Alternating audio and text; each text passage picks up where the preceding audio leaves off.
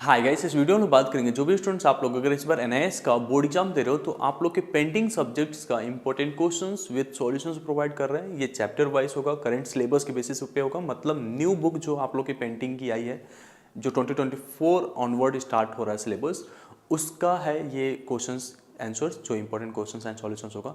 इसके साथ साथ जो न्यू बुक आप लोग का आया है उसके इंटेक्स्ट क्वेश्चंस हैं, उनके भी सॉल्यूशंस हम आपको प्रोवाइड कर रहे हैं। और ये सारा फ्री में अवेलेबल है, टेलीग्राम चैनल से आप जाके डाउनलोड कर सकते हो। अब आपको पढ़ना कैसे है इस चीज़ को वो समझ लो। आपके पेंटिंग का जो एग्जाम्स होता है उसमें कहीं पे भी आपको ड्राइंग वगैरह करने के लिए नहीं आता है। थ्योरी एग्जाम्स में बस थ्योरी ही करना होता है, प्रैक्टिकल में प्रैक्टिकल वाली चीज़ें पूछ लिया जाता है।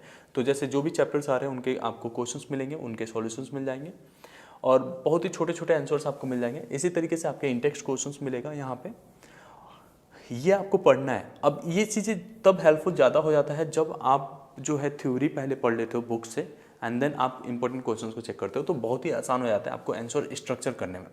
जैसे यहाँ पे एक क्वेश्चन है, right about the fish scale pattern in the pottery in brief. तो यहाँ पे फिश स्केल पैटर्न के बारे में पूरा डिस्क्राइब्ड है। सिमिलर वे में जो भी दूसरे क्वेश्चंस हैं उसके बारे में डिस्क्राइब्ड है। ऐसे ही आपको करना है, ठीक है। एंड अगर इंटेक्स्ट क्वेश्चन में भी जाओगे तो आपको देखोगे 2-2 3-3 लाइन के आंसर्स होगा और बहुत ही आसानी से आपको कुछ भी कर सकते हो। ये पीडीएफ थोड़ा लंबा है, सारे चैप्टर्स कवर्ड है, बट आप आराम से कर सकते हो। जैसे what was the purpose of company school painting. The company school paintings were often used to record new species of plants and animals for British observers.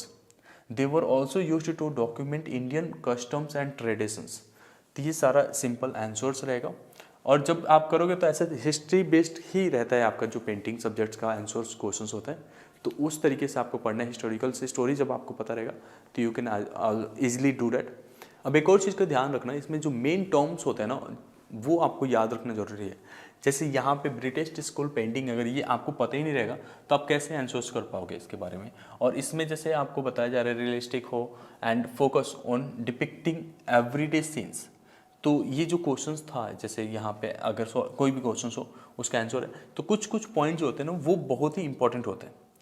जैसे where can I see company school paintings, कहाँ पे देख सकते हो, तो museums of art in New York, Victoria में, आपका museum in new Delhi में। तो ये जगह का नाम भी याद रहना चाहिए तो आसान हो जाता है आपके लिए। इसी तरीके से आप बाकी की चीज़ें भी पढ़ लेना, बहुत ही आसान हो जाएगा आपके लिए एग्जाम्स के प्रिपरेशन। कुछ और चाहिए तो आप कमेंट सेक्शन में बता सकते हो। होप इन डेट आपको ये वीडियो पर हेल्पफुल लगा होगा। Thank you so much.